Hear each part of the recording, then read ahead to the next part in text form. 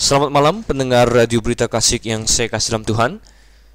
Saya Dr. Steven Einstein Liao dan Anda bersama dengan saya pada jam ini, jam 9 sampai jam 10 malam, masuk bersama dalam acara Mutiara Kebenaran. Saya harap Anda telah bersiap dengan Alkitab Anda dan dengan hati yang terbuka untuk mengejar kebenaran firman Tuhan, untuk diaplikasikan baik secara doktrinal maupun secara praktikal dalam kehidupan kita sehari-hari. Sungguh kebenaran firman Tuhan sangat luas dan itu bisa kita terapkan baik itu dalam apa yang kita percayai maupun apa yang harus kita lakukan dalam kehidupan kita. Itulah yang akan dilakukan oleh Mutiara Kebenaran. Kita akan membahas kebenaran firman Tuhan bukan hanya secara teoritis, itu memang akan kita lakukan, tetapi juga secara praktikal. Kita akan melihat bagaimana pengajaran-pengajaran firman Tuhan, cerita-cerita, kisah-kisah di dalam perjanjian lama dapat diterapkan dalam kehidupan kita hari lepas hari. Pendengar sekalian yang saya kasih dalam Tuhan, saya ajak kita sekarang untuk membuka kitab Keluaran pasalnya yang ketiga. Dan pada sesi malam ini adalah sesi kita yang keempat. Kita akan menyelesaikan sisa pasal 3 yang pada sesi lalu belum kita selesaikan, dan akan kita sambung kepada pasal yang keempat. Mari kita bersiap-siap untuk membaca firman Tuhan. Sesungguhnya kalau Anda bukan sedang menyetir atau melakukan pekerjaan lain yang membutuhkan konsentrasi penuh, maka saya ajak Anda untuk membuka Alkitab bersama. Karena belajar dengan Alkitab terbuka dan membuka ayat-ayat sendiri daripada hanya mendengarkan saja, itu saya rasa jauh lebih efektif. Memang kalau Anda berhalangan, kalau Anda tidak punya Alkitab di dekat Anda, atau Anda sedang menyetir atau lain sebagainya, jangan khawatir, saya tetap akan membacakan ayat-ayat itu bagi Anda sekalian. Baiklah pendengar sekalian, mari kita berdoa terlebih dahulu sebelum kita masuk ke dalam pembahasan kita. Bapa di surga, sekali lagi kami serahkan waktu kami kepadamu. Kami mengucap syukur Tuhan untuk segala-galanya, untuk hidup kami, untuk keselamatan di dalam Yesus Kristus, untuk radio ini ya Tuhan yang telah Engkau bangun sedemikian rupa untuk menyiarkan kebenaran-Mu kemana-mana di seluruh Jabodetabek ini. Juga ya Tuhan untuk malam ini, kesehatan yang kami miliki, di mana kami ingin belajar firman-Mu pada saat ini, kiranya Roh-Mu memimpin, menolong, menerangi hati dan pikiran kami agar firman-Mu benar-benar berkuasa dalam hidup kami. Sekali lagi ya Tuhan, kami minta kepadamu, hanya dalam nama Yesus Kristus, Tuhan dan Juru Selamat kami yang hidup. Amin. Marilah saudara yang kasih Tuhan, kita buka di dalam Keluaran pasalnya yang ketiga terlebih dahulu. Keluaran pasalnya yang ketiga. Sedikit kilas balik, Keluaran adalah kitab yang menceritakan tentang lanjutan pertualangan, kalau bisa kita katakan pertualangan, atau lanjutan kisah keluarga Yakub di Mesir. Kitab Kejadian berakhir dengan masuknya Yakub dan 70 anggota keluarganya ke Mesir, dan berakhir dengan matinya Yakub dan juga matinya Yusuf, saudara. Apa yang terjadi kepada mereka setelah itu? Bagaimana mereka bisa kembali lagi ke tanah perjanjian di Kanaan? Itulah yang akan dibicarakan dalam kitab Keluaran. Dalam pasal yang pertama kita sudah lihat bagaimana ada kilas balik apa yang terjadi selama ini, bahwa orang Israel diperbudak dan menderita amat sangat di bawah para Firaun yang menyuruh mereka membuat kota perbekalan, kemudian juga bahkan ingin membunuh mereka dengan menginstruksikan pembunuhan anak-anak laki-laki. Pasal kedua kita temukan Allah membangkitkan seorang yang akan dia pakai untuk menyelamatkan orang Israel, yaitu Musa. Dan kita sudah melihat bagaimana Musa ini, dia lahir, dia lewat penyertaan Tuhan bisa selamat dari ancaman maut. Tetapi kita melihat banyak sekali kekurangan Musa. Walaupun dia adalah seorang yang mentipologikan Kristus atau seorang yang menggambarkan Kristus, tetapi dia hanya menggambarkan Kristus dalam hal-hal tertentu saja. Tidak ada seorang pun yang persis sama seperti Kristus, karena Kristus tidak punya dosa, saudara. Sedangkan Musa bagaimanapun juga adalah manusia biasa seperti kita. Pada waktu dia muda, dengan sombong dia ingin menyelamatkan bangsa Israel dengan caranya sendiri, tetapi dia gagal dan dia harus lari ke Midian 40 tahun. Di pasal yang ketiga kita melihat bagaimana setelah 40 tahun di Midian sebagai gembala kambing domba, akhirnya dia bisa siap Dan Tuhan merasa bahwa waktunya sudah siap bagi Musa untuk memimpin bangsa Israel keluar dari tanah Mesir, dan dia memanggil Musa kembali.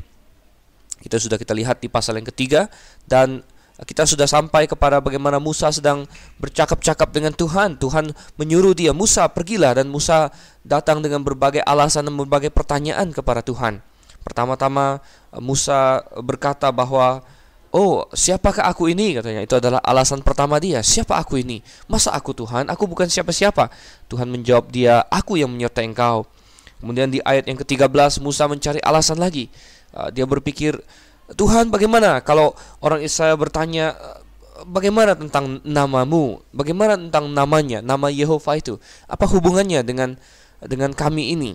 Apa yang harus kujawab? Dan Tuhan memberikan jawabannya dan menjelaskan arti dari nama Yehova. Aku adalah aku, Allah yang ada, Allah yang eksis, Allah yang kekal, Allah yang tetap dari dulu sampai sekarang, yang tentu akan menepati janji yang telah dia ucapkan kepada Abraham, Ishak, dan Yakub.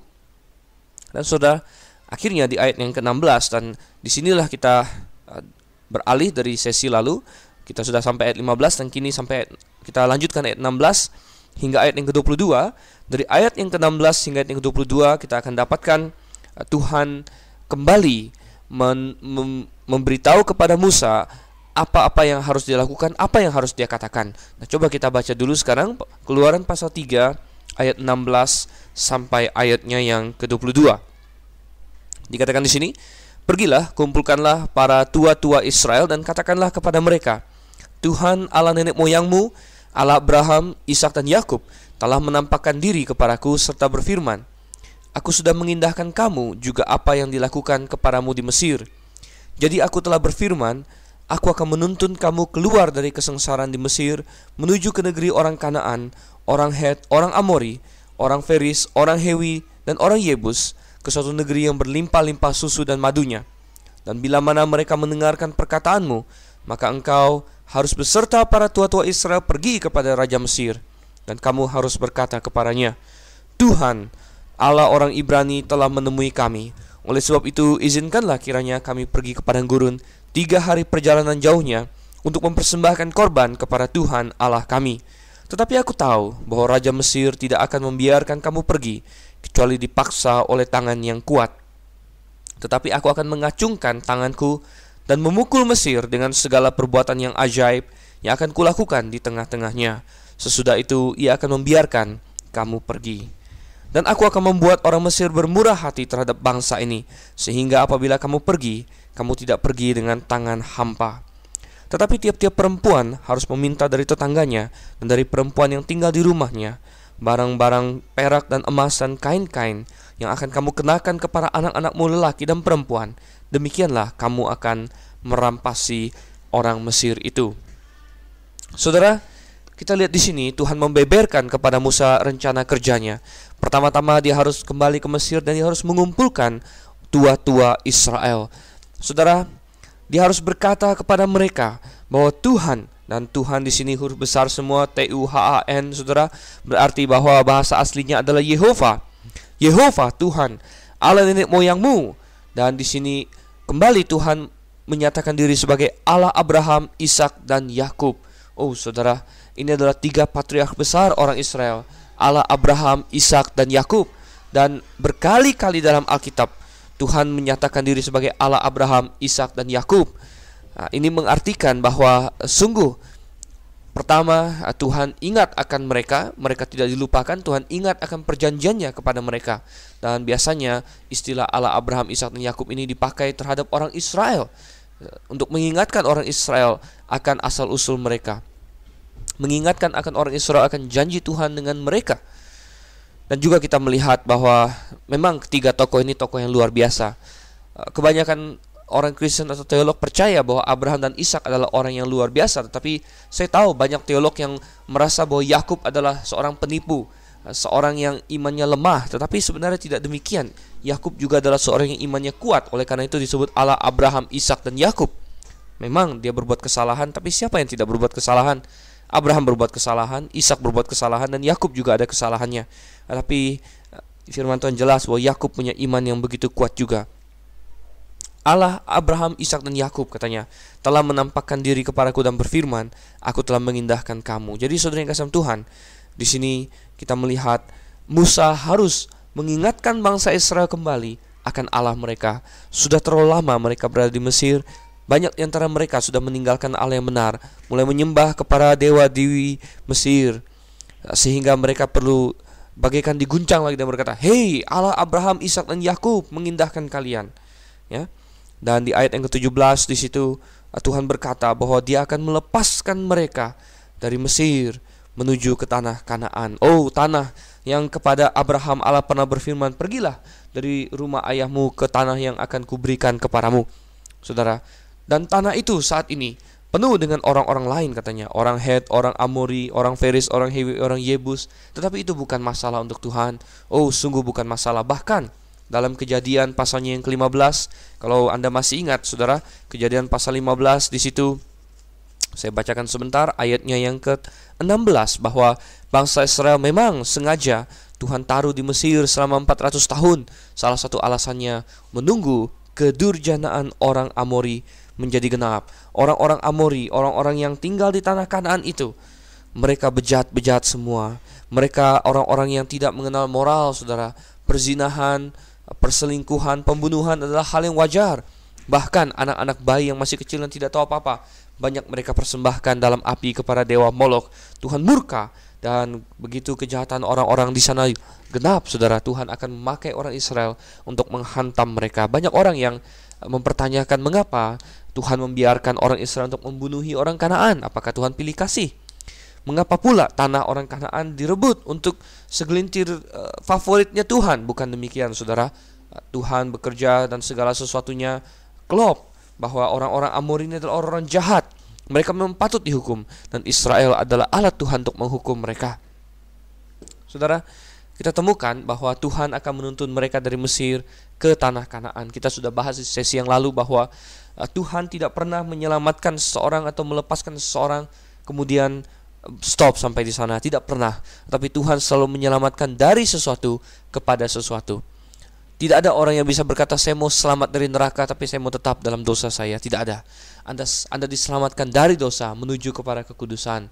Anda diselamatkan dari hidup di dalam kejahatan kepada hidup di dalam terang kebenaran. Kita selalu diselamatkan dari sesuatu kepada sesuatu. Kita diselamatkan dari hamba dosa menjadi hamba kebenaran.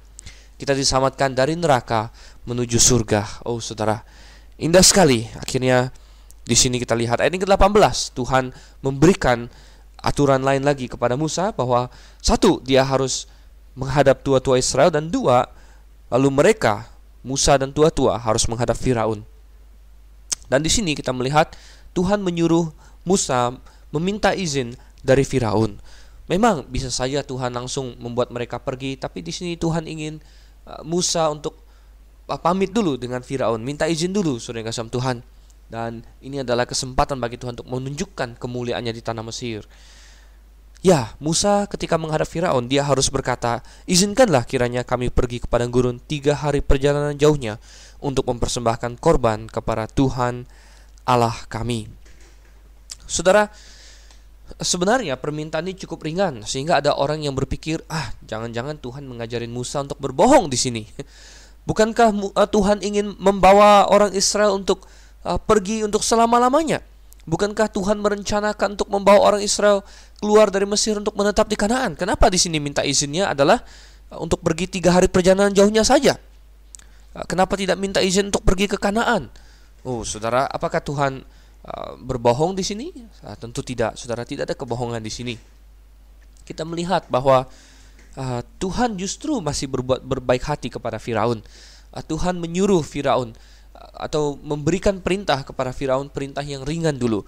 Tuhan tidak langsung memberikan perintah yang berat. Ayo, bebaskan bangsa Israel, ya, biarkan mereka pergi selama-lamanya. Tidak.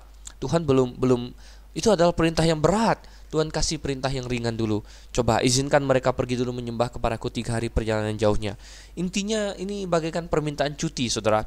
Orang Israel telah menjadi budak 400 tahun dan ini adalah cuti. Cobalah kasih mereka cuti dulu untuk beribadah, untuk menyembah kepadaku. 3 hari perjalanan itu ya kira-kira 1 minggu lah. 3 hari pergi, 3 hari pulang. Saudara, 1 minggu atau 2 minggu. Dan Tuhan tidak berbohong di sini. Kalau misalnya Firaun mengizinkan, maka mereka akan pergi menyembah dan akan kembali lagi. Mungkin baru setelah itu Tuhan akan berikan perintah yang lebih berat, saudara. Ketika Firaun belajar taat langkah pertama, mungkin hatinya akan lebih siap untuk ketaatan berikutnya. Lalu mungkin Tuhan akan perintahkan dia untuk melepaskan bangsa Israel sama sekali.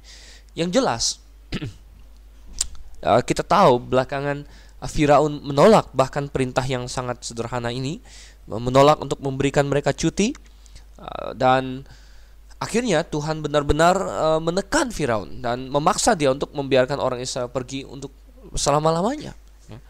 Jadi kita lihat, saudara, Tuhan menyuruh hal tersebut.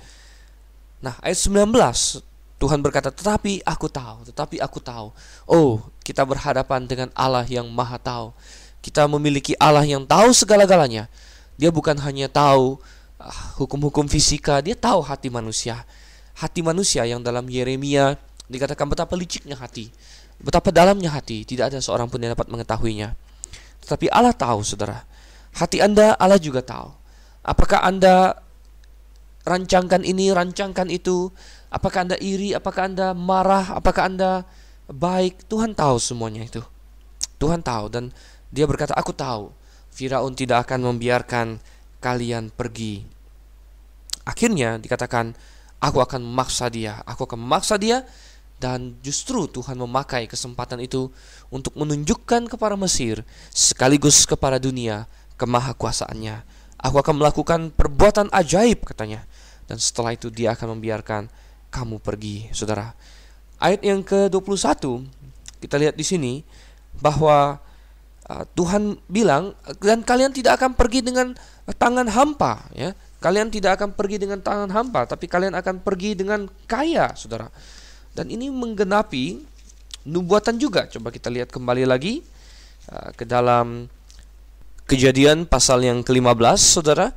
Ayatnya yang ke-14 dikatakan, tetapi bangsa yang akan memperbudak mereka akan kuhukum, dan sesudah itu mereka akan keluar dengan membawa harta benda yang banyak.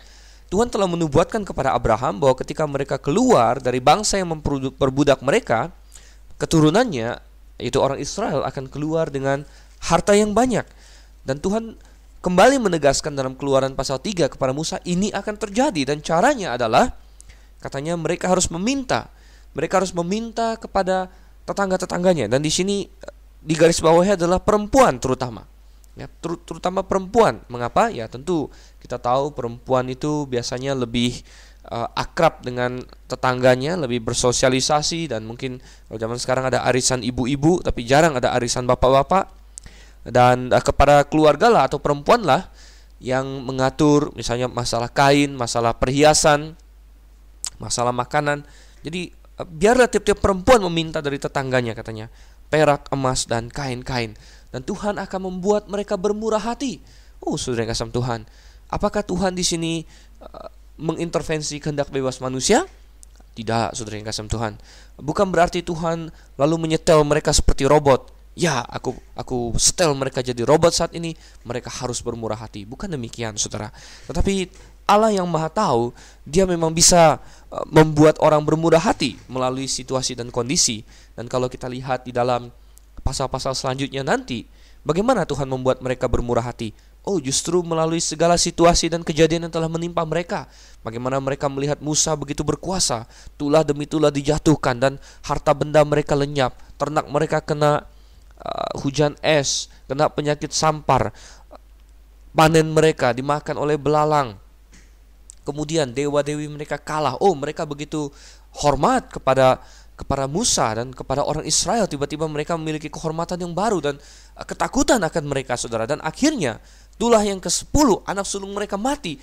Oh, orang-orang Mesir begitu takut kepada orang Israel, dan mereka begitu hendak mengenyahkan orang Israel. Oh, pergi jauh-jauh dari kami, sehingga apapun yang orang Israel minta dari mereka, mereka memberikannya. Jadi ini bukan Tuhan tiba-tiba menyetel orang Mesir menjadi robot, ya. Ketika dalam firman Tuhan dikatakan bahwa hati raja ada di dalam tangan Tuhan. Benar, saudara yang kasih Tuhan. Hati raja ada dalam tangan Tuhan, tetapi Tuhan tidak membuatnya menjadi robot.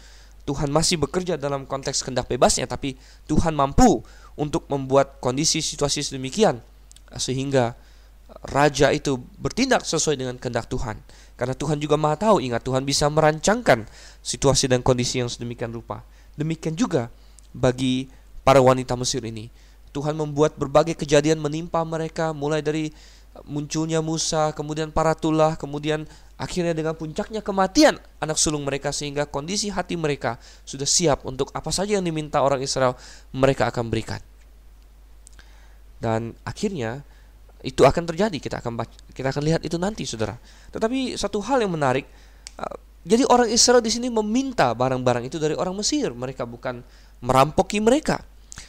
Orang Israel bukan berbuat curang, mereka bukan datang dengan pistol, ayo berikan barangmu. Tidak, saudara yang kasih Tuhan. Ada orang-orang yang tidak suka dengan Alkitab, kadang-kadang menuding ayat ini dan berkata, lihat orang Israel curang. Ya, mereka merampoki orang Mesir. Tetapi saudara, istilah merampasi di sini harus dimengerti dalam konteks, yaitu bahwa mereka meminta sedemikian banyak barang sehingga harta orang Mesir beralih kepada orang Israel. Dan itu seolah-olah merampasi, padahal ini adalah suatu tindakan yang legal, karena orang Israel hanya minta saja tanpa mengancam. Nah, mungkin ada orang yang bilang, tapi itu kan kerjaannya Tuhan. Tuhan yang membuat mereka murah hati. Bukankah itu sama saja dengan menipu orang Mesir? Oh, saudara, saya ingin katakan bahwa itu tidak benar. Kita harus ingat bahwa orang Israel telah dizalimi oleh orang Mesir sekian lama. 400 tahun mereka bekerja tanpa upah, saudara. Mereka bekerja siang malam membanting tulang, bahkan mereka telah dibunuh anaknya banyak, saudara yang kasih Tuhan. Kalau hari ini orang Israel menuntut orang Mesir di katakanlah pengadilan hak asasi manusia, mereka mungkin bisa mendapatkan kompensasi yang luar biasa karena perbudakan tanpa gaji, kemudian banyaknya pembunuhan yang terjadi. Mereka bisa mendapat kompensasi yang besar sekali. Di sini Tuhan hanya memberikan lagi kepada orang Israel apa yang seharusnya menjadi upah dan gaji mereka selama 400 tahun mereka bekerja bagi orang Mesir itu. Dan kita lihat Tuhan akan mengubah status mereka dari budak menjadi orang merdeka. Dan orang merdeka tentunya memakai kain-kain, memakai pakaian-pakaian, punya perhiasan, dan Tuhan ingin membuat hal itu. Tentu saja juga Tuhan ingin mempersiapkan mereka agar mereka bisa memberikan persembahan untuk pekerjaan Tuhan. Kita akan lihat itu nanti. Masuk ke pasalnya yang keempat, saudara. Pasalnya yang keempat kita lihat ayat 1 hingga ayatnya yang kelima sekarang. Pasal 4 ayat 1-5. Lalu sahut Musa, bagaimana jika mereka tidak percaya kepadaku dan tidak mendengarkan perkataanku, melainkan berkata, Tuhan tidak menampakkan diri kepadamu. Tuhan berfirman kepadanya, apakah yang di tanganmu itu? Jawab Musa, tongkat. Firman Tuhan, lemparkanlah tong itu ke tanah. Dan ketika dilemparkannya ke tanah, maka tongkat itu menjadi ular sehingga Musa lari meninggalkannya. Tetapi firman Tuhan kepada Musa, ulurkanlah tanganmu dan peganglah ekornya. Musa mengulurkan tangannya, ditangkapnya ular itu lalu menjadi tongkat di tangannya. Supaya mereka percaya bahwa Tuhan, Allah nenek moyang mereka, Allah Abraham, Allah Ishak dan Allah Yakub telah menampakkan diri kepadamu. Saudara, kita dapatkan di sini suatu hal yang sungguh-sungguh menarik. Musa, walaupun dia sudah diyakinkan oleh Tuhan, aku beserta engkau, tetapi Musa ini masih enggan, saudara yang kasih Tuhan. Banyak orang juga seperti Musa, ketika Tuhan ingin mereka melakukan suatu pekerjaan bagi Tuhan, mereka enggan. Mereka malas atau mereka takut, dan mereka mencari 1001 alasan seperti Musa di tempat ini. Dan Musa bertanya, bagaimana jika mereka tidak percaya kepadaku? Saudara, di sini kita melihat bagaimana Musa mencoba mengulur-ngulur waktu, mencoba mencari-cari alasan. Otaknya dengan cepat bekerja. Bagaimana ini? Apalagi yang bisa saya katakan? Alasan apalagi yang bisa saya berikan? Dan akhirnya dia maju dengan satu alasan ini. Tuhan, bagaimana kalau mereka tidak percaya? Memang ini adalah suatu skenario yang mungkin saja terjadi. Oleh karena itu Tuhan memberikan jawabannya. Tuhan berkata, Oke, aku akan memberikan tanda kepadamu. Dan bahkan nanti kalau kita baca sampai dengan ayatnya yang ke-9, ada 3 mukjizat yang Tuhan berikan kepada Musa yang bisa dia lakukan untuk meyakinkan orang Israel bahwa Tuhan beserta dengan dia. Ingat bahwa tiga tanda ini adalah untuk meyakinkan orang Israel, bukan untuk orang Mesir. Untuk orang Mesir nanti Tuhan mempersiapkan tulah-tulah yang hebat sekali. Yang pertama, berhubungan dengan tongkat yang ada di tangan Musa. Tongkat adalah hal yang biasa dibawa-bawa oleh para gembala pada zaman itu. Apalagi Musa, seorang berumur 80 tahun. Walaupun kita tahu bahwa dia sebenarnya secara fisik masih sangat kuat, ya. Alkitab mencatat bahwa pada saat matinya pun umur 120 tahun dia masih kuat. Tetapi hal yang biasa, apalagi di daerah pegunungan, untuk membawa tongkat ini adalah tongkat yang sangat ordinary, sangat biasa. Tetapi di tangan yang tepat, tongkat ini akan menjadi tongkat yang luar biasa. Dan mukjizat-mukjizat Musa nanti akan banyak yang berpusat pada tongkatnya. Bagaimana Musa selalu mengacungkan tongkatnya lalu Tuhan bekerja. Bukan berarti tongkat ini punya kekuatan magic, saudara. Tidak. Tapi siapa yang berada di balik tongkat ini? Tuhan hanya memakai tongkat sebagai alat bantu. Iblis juga bisa pakai tongkat, saudara. Jangan kita lalu terpengaruh, lalu hari ini kita buru-buru beli-beli tongkat atau cari-cari tongkat. Itu adalah teologi yang salah. Ya, apa yang Tuhan pakai kita harus tahu. Intinya apa? Intinya adalah Tuhannya, saudara. Nah, kalau kita terpaku kepada alat mediumnya, maka kita kalah, kita salah, dan iblis bisa menyesatkan kita. Dan tongkat Musa di sini mendapatkan peran mukjizatnya yang pertama ketika di Gunung Horeb. Tuhan menyuruh Musa melemparkannya ke tanah.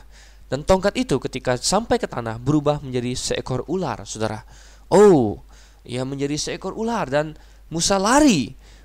Tentu, siapa yang tidak lari di hadapan ular? Dan sejak dulu manusia memang punya suatu rasa takut kepada ular dan ada permusuhan dengan ular. Sebagaimana ular telah menipu manusia yang pertama, Adam dan Hawa, di Taman Eden. Dan Alkitab berkata Hawa yang sebenarnya tertipu, Adam tidak tertipu. Tetapi kejahatan Adam lebih besar karena dia makan buah itu tanpa tertipu. Tetapi kita lihat di sini Musa lari. Dan Tuhan bilang kepadanya, Musa jangan lari, coba tangkap ular itu di ekornya. Oh, hal ini membutuhkan iman. Musa harus percaya kepada Tuhan. Dan ini juga membuktikan bahwa baik ular maupun tongkat ini adalah suatu hal mukjizat. Mengapa? Karena hanya orang bodoh yang akan menangkap ular dari ekornya. Ular bisa berbalik dan langsung menggigit dia. Biasanya orang menangkap ular pada lehernya, saudara. Tetapi di sini dikatakan tangkaplah, peganglah pada ekornya. Tetapi Musa percaya kepada Tuhan dan dia memegang ekornya dan segera dia menjadi tongkat kembali.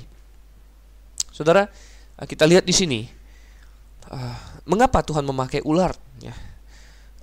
Apakah ini ada hubungannya dengan ular yang di Taman Eden? Ya. Sebenarnya kata yang dipakai memang sama. Kata untuk ular adalah nahas, ya. Ada beberapa kata untuk ular dalam bahasa Ibrani. Yang pertama adalah nahas. Nah, itu adalah kata untuk ular baik itu di Kejadian pasal 3 maupun dalam Keluaran pasal 4 di sini.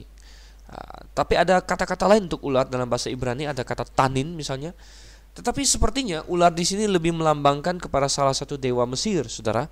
Kita tahu bahwa Mesir punya banyak dewa dan Firaun sendiri di mahkotanya atau topi yang dia kenakan sehari-hari itu ada lambang ular, ya.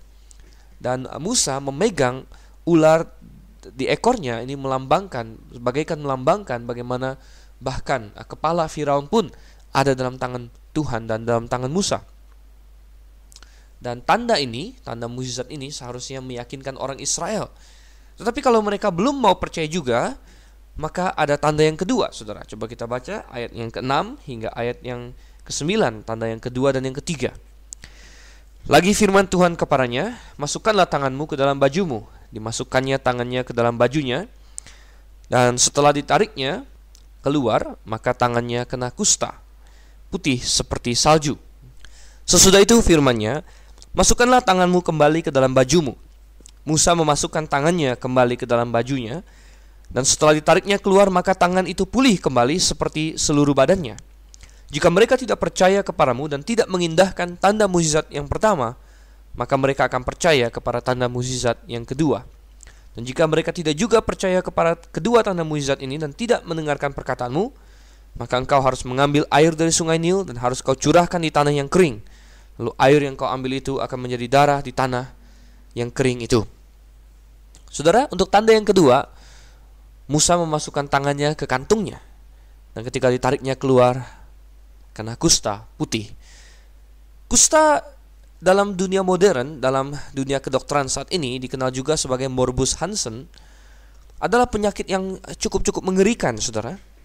Kita biasanya terbiasa melihat penyakit kusta atau orang yang sakit kusta di pinggir-pinggir jalan, ya, meminta-minta, dibalut dengan perban-perban yang tampak mengerikan, dengan bagian-bagian tubuh yang buntung-buntung, dan cukup menimbulkan teror dalam pikiran orang.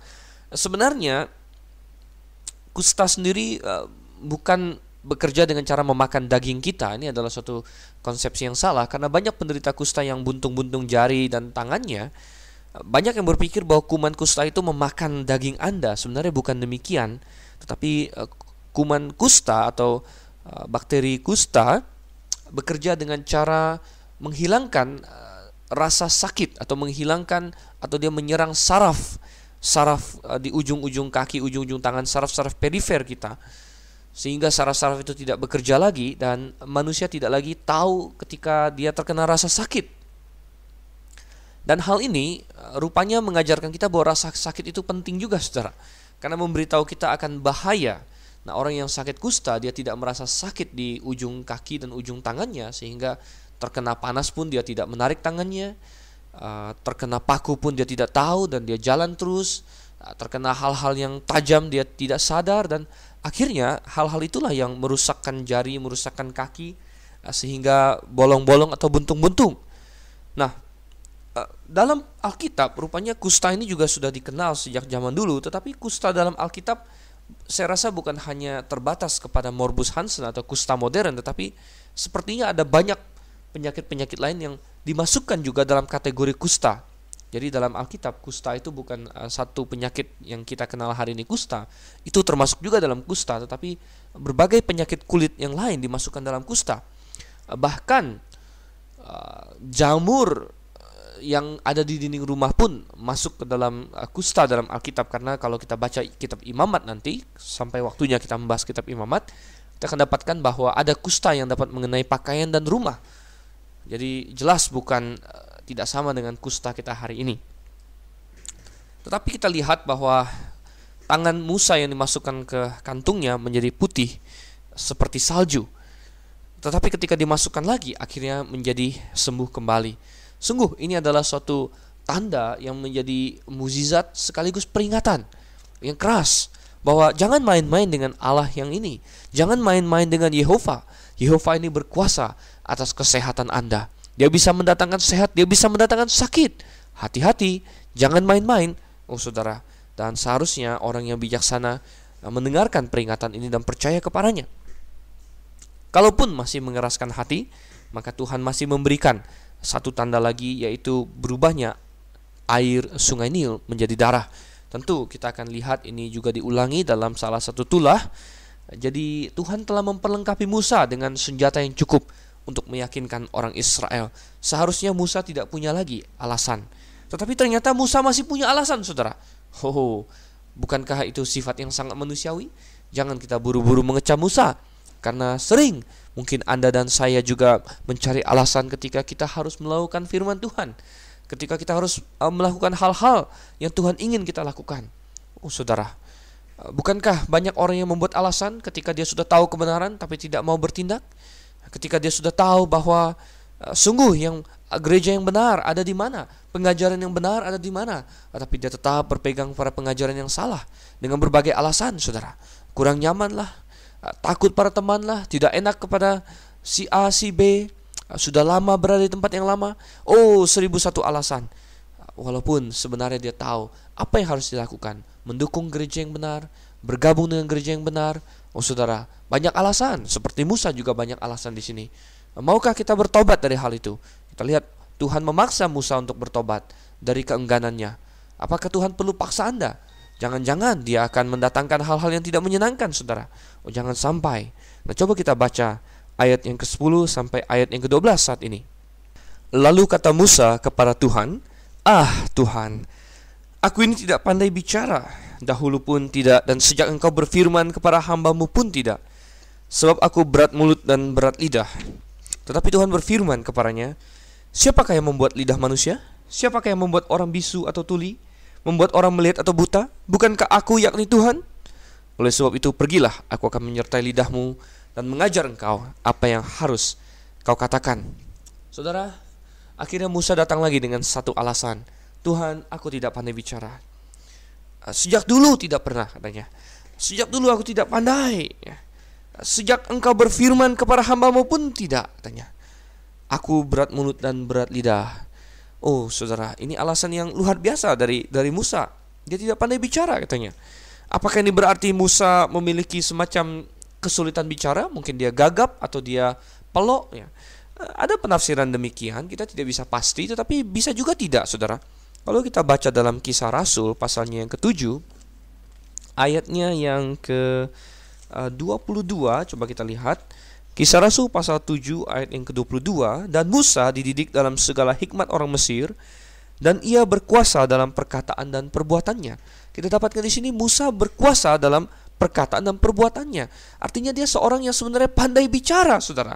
Dan perhatikan, ini adalah ketika dia masih di Mesir. Ini ketika dia belum bertemu dengan Tuhan di Horeb, di Gunung Sinai. Dia dididik di Mesir, katanya ia berkuasa dalam perkataan dan perbuatannya. Dia adalah orang yang sebenarnya fasih bicara, saudara. Dan kita lihat, jadi ini adalah alasan semata. Musa hanya ingin bilang, oh Tuhan, aku tidak tahu nanti mau ngomong apa di hadapan orang Israel. Seolah-olah Musa ingin bilang, aku tidak bisa meyakinkan mereka.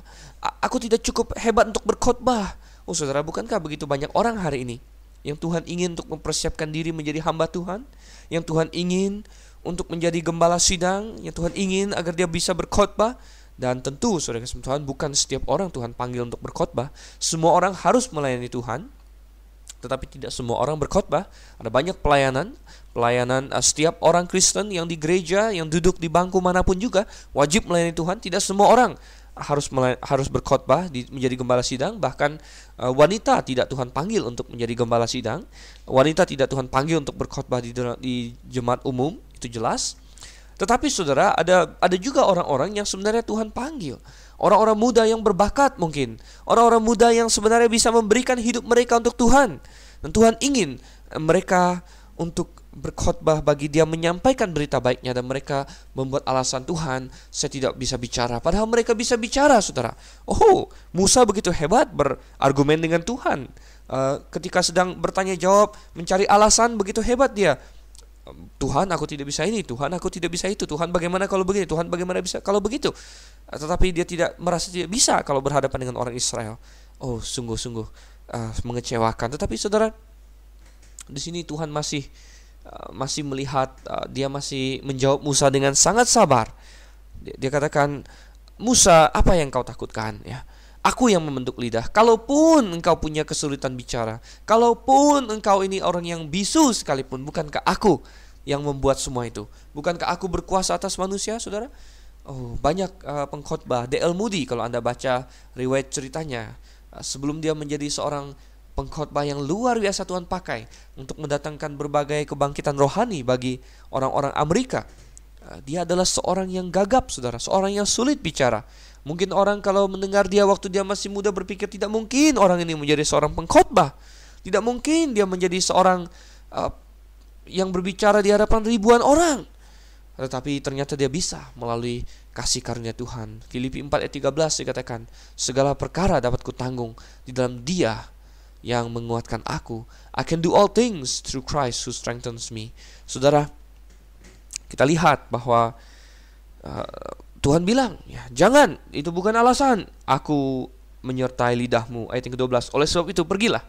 Aku akan menyertai lidahmu dan mengajar engkau apa yang harus kau katakan. Saudara, coba kita lihat lagi ayat yang ke-13 hingga ayat yang ke-17 sekarang. Tetapi Musa berkata, Tuhan, utuslah kiranya siapa saja yang patut kau utus.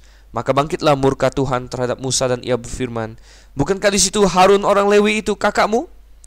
Aku tahu bahwa ia pandai bicara, lagi pula ia telah berangkat menjumpai engkau. Dan apabila ia melihat engkau, ia akan bersuka cita dalam hatinya. Maka engkau harus berbicara kepadanya, menaruh perkataan itu ke dalam mulutnya. Aku akan menyertai lidahmu dan lidahnya akan mengajarkan kepada kamu apa yang harus kamu perbuat. Ia harus berbicara bagimu kepada bangsa itu. Dengan demikian ia akan menjadi penyambung lidahmu dan engkau akan menjadi seperti Allah baginya. Dan bawalah tongkat ini di tanganmu yang harus kau pakai untuk membuat tanda-tanda mujizat. Saudara, alasan yang kelima, atau bukan alasan sebenarnya yang kelima ini, hanyalah semacam penolakan saja. Musa bilang, Tuhan sudahlah. Dia sudah kehabisan alasan, tapi dia hanya bilang, Tuhan, orang lain sajalah. Dan disinilah Tuhan marah katanya. Saudara, ngeri kalau Tuhan marah. Kita selalu kadang-kadang membayangkan Allah Maha Kasih, Maha Sabar, tapi Allah juga bisa marah, saudara. Allah bisa murka, dan di sini bangkitlah murka Tuhan terhadap Musa, katanya. Mengapa? Karena Musa bukan lagi mencari alasan. Musa sudah berkata, oh Tuhan, walaupun setiap alasannya Tuhan telah bantah. Mungkin Musa berkata, Tuhan bagaimana kalau begini? Tuhan dengan sabar jawab. Tuhan dengan sabar jawab. Tapi di sini Musa bukan lagi mengajukan suatu keberatan. Musa hanya menolak saja. Tuhan sudah, orang lain sajalah. Dan Tuhan marah. Tuhan tidak terima akan hal itu. Saudara, bukankah kita juga sering demikian? Ya, apakah Anda sering demikian? Saya harap tidak. Saya harap tidak. Terimalah apa yang Tuhan inginkan dalam kehidupan Anda. Dan Tuhan di sini berkata, tidak, Musa, pokoknya engkau harus pergi. Dan Tuhan berkata, oke, engkau mau orang lain? Baik, aku berikan orang lain kepadamu, tapi hanya sebagai pembicara engkau, ya, hanya sebagai orang yang menyambung lidahmu, hanya sebagai orang yang mendampingi engkau, tapi engkau harus pergi. Dan Tuhan menunjuk Harun di sini, Harun kakak Musa. Saudara, bukan berarti bahwa penunjukan Harun ini semata-mata mendatangkan keuntungan.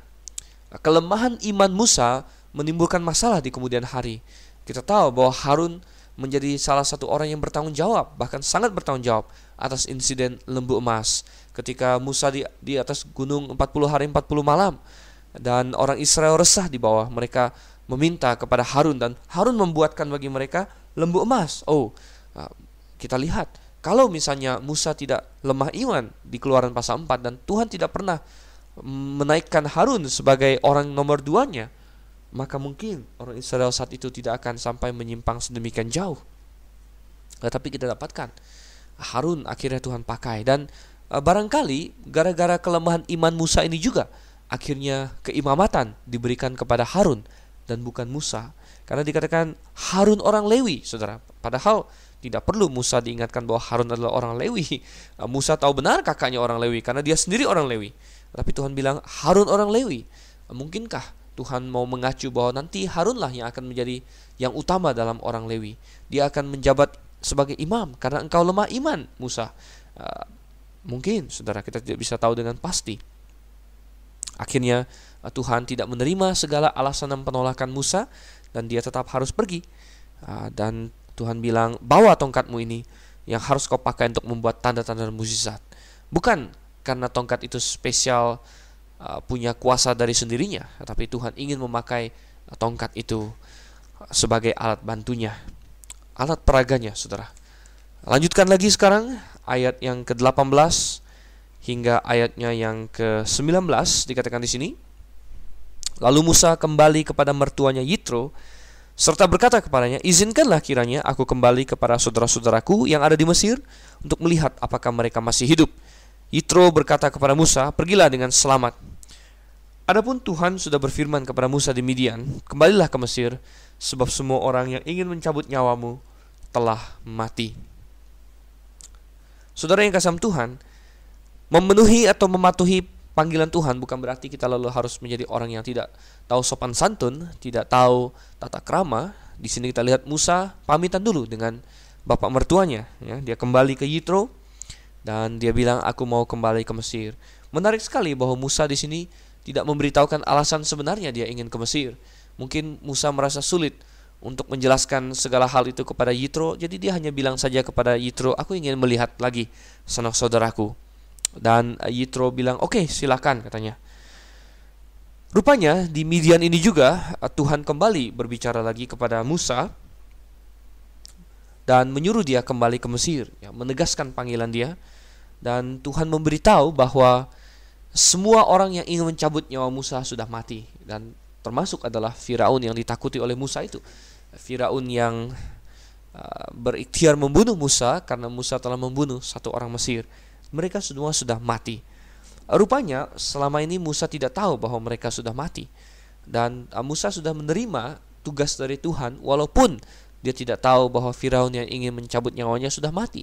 Artinya Musa di sini satu hal yang positif dari dia adalah bahwa dia tidak takut akan kehilangan nyawanya. Ayat yang ke-20 hingga ayat yang ke-23. Kemudian Musa mengajak istri dan anak-anaknya lelaki lalu menaikkan mereka ke atas keledai, dan ia kembali ke tanah Mesir. Dan tongkat Allah itu dipegangnya di tangannya. Firman Tuhan kepada Musa, pada waktu engkau hendak kembali ini ke Mesir, ingatlah supaya segala mukjizat yang telah kuserahkan ke dalam tanganmu kau perbuat di depan Firaun. Tetapi aku akan mengeraskan hatinya sehingga ia tidak membiarkan bangsa itu pergi. Maka engkau harus berkata kepada Firaun, beginilah firman Tuhan, Israel ialah anakku, anakku yang sulung. Sebab itu aku berfirman kepadamu, biarkanlah anakku itu pergi supaya ia beribadah kepadaku. Tapi jika engkau menolak membiarkannya pergi, maka aku akan membunuh anakmu, anakmu yang sulung. Saudara yang kasih Tuhan, kita lihat di sini Musa pergi dan dia mengajak keluarganya. Dan kita akan lihat bagaimana ketika Musa mengajak keluarganya ke Mesir, Tuhan juga mempersiapkan keluarga Musa untuk pelayanan yang penting ini.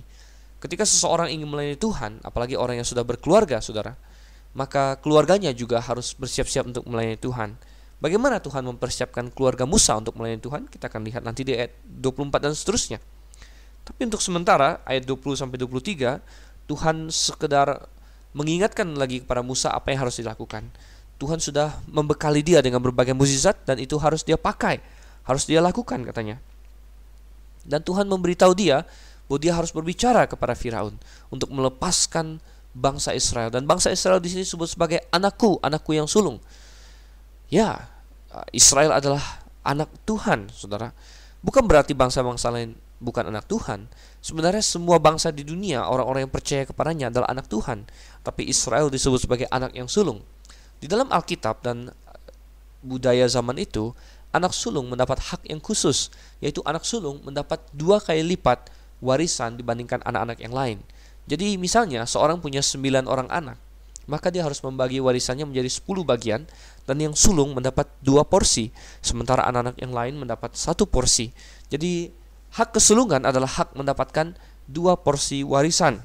Oleh sebab itulah Esau sangat rindu mendapatkan hak kesulungan dibandingkan Yakub, ya.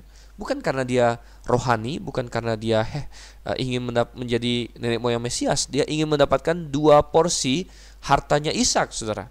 Nah, Tuhan bilang Israel adalah anakku, anak sulungku, dan nanti dalam kerajaan 1000 tahun dia akan mendapat 2 kali warisan.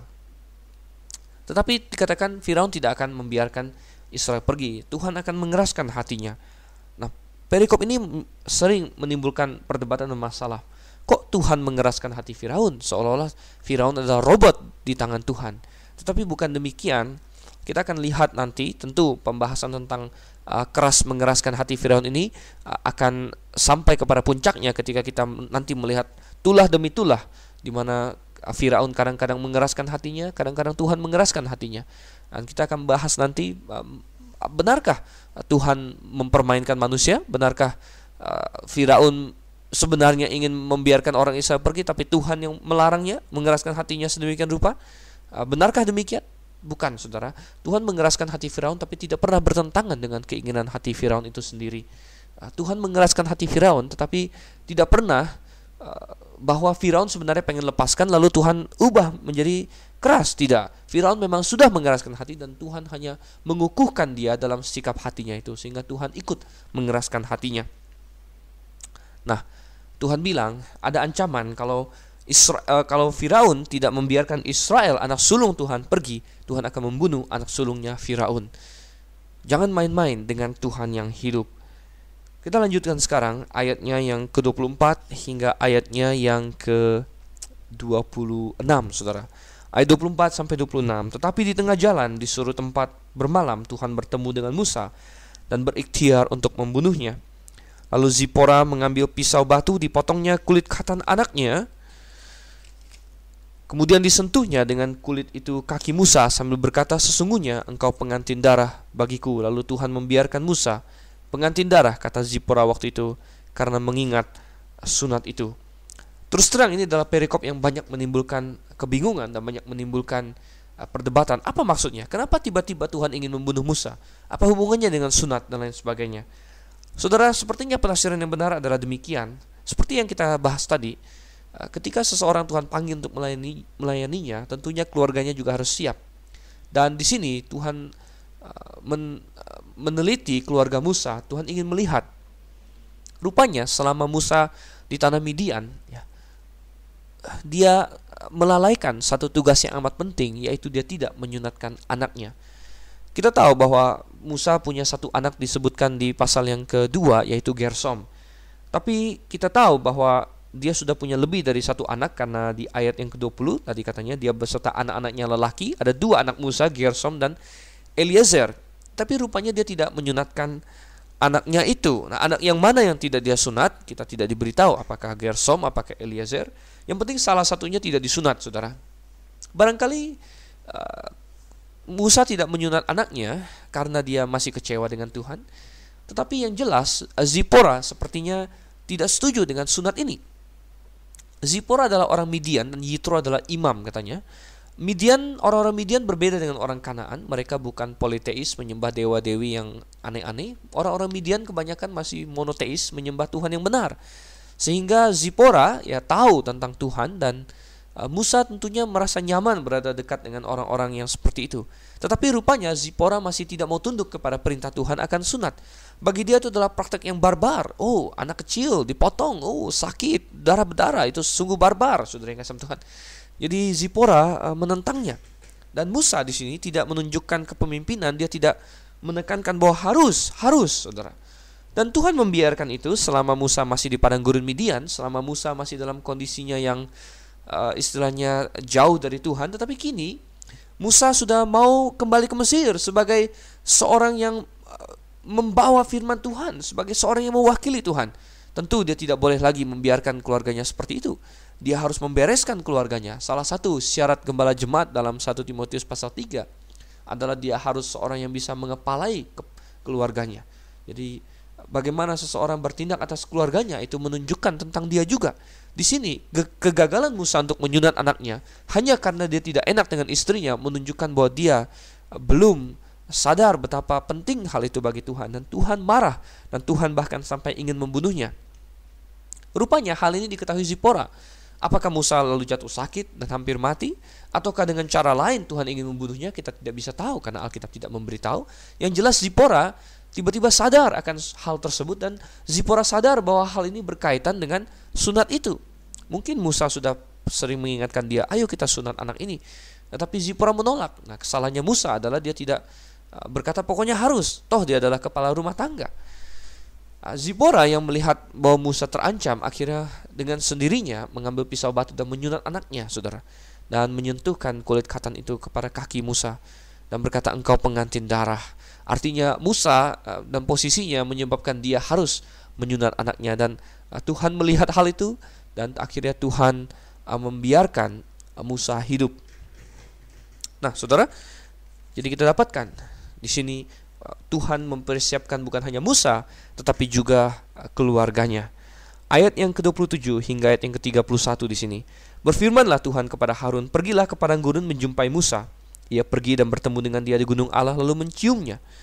Kemudian Musa memberitahukan kepada Harun segala firman Tuhan yang disuruhkannya kepadanya untuk disampaikan, dan segala tanda mukjizat yang diperintahkannya kepadanya untuk dibuat. Lalu pergilah Musa beserta Harun, dan mereka mengumpulkan semua tua-tua Israel. Harun mengucapkan segala firman yang telah diucapkan Tuhan kepada Musa, serta membuat di depan bangsa itu tanda-tanda mukjizat itu. Lalu percayalah bangsa itu, dan ketika mereka mendengar bahwa Tuhan telah mengindahkan orang Israel dan telah melihat kesengsaraan mereka, maka berlututlah mereka dan sujud menyembah. Saudara, akhirnya terjadi reuni antara Musa dengan Harun, Musa dengan kakaknya. Saya rasa 40 tahun mereka tidak bertemu, tentu mereka menghabiskan waktu. Mungkin mereka menangis, saudara yang kasih Tuhan, tangisan kegembiraan. Dikatakan mereka saling bercium-ciuman di sini. Oh, reuni yang luar biasa. Dalam Mazmur dikatakan, sungguh alangkah indahnya, sungguh alangkah baiknya jika saudara-saudara seiman hidup dalam perdamaian, hidup dalam kerukunan, saudara. Suatu keluarga yang penuh dengan cekcok bukanlah keluarga yang baik. Di sini Musa dan Harun, mereka melepas rindu, dan Musa memberitahu kepada Harun, dan Harun menerima tugasnya, dan mereka bersama-sama maju dan memberitahu kepada orang Israel apa yang telah Tuhan katakan. Dan orang Israel di sini menjadi penuh dengan harapan. Oh, mereka sujud menyembah Tuhan. Tetapi saudara yang kasih Tuhan, bagaimana? Perjalanan masih jauh. Firaun tidak akan membiarkan mereka pergi. Akankah orang Israel yang baru saja mendapat harapan ini? Apakah mereka akan terus berpegang pada harapan mereka? Ataukah kesulitan demi kesulitan akan membuat mereka gagal di tengah jalan? Kita nantikan pembahasan selanjutnya, sesi yang berikutnya. Saya harap malam ini Anda telah mendapatkan berkat rohani dari firman Tuhan, semakin mengerti kitab Keluaran, terutama pasalnya yang ketiga dan yang keempat, dan Anda bisa menerapkannya dalam kehidupan Anda. Saya Dr. Stephen Einstein Liao, undur diri dulu dari harapan Anda. Selamat malam, Maranatha.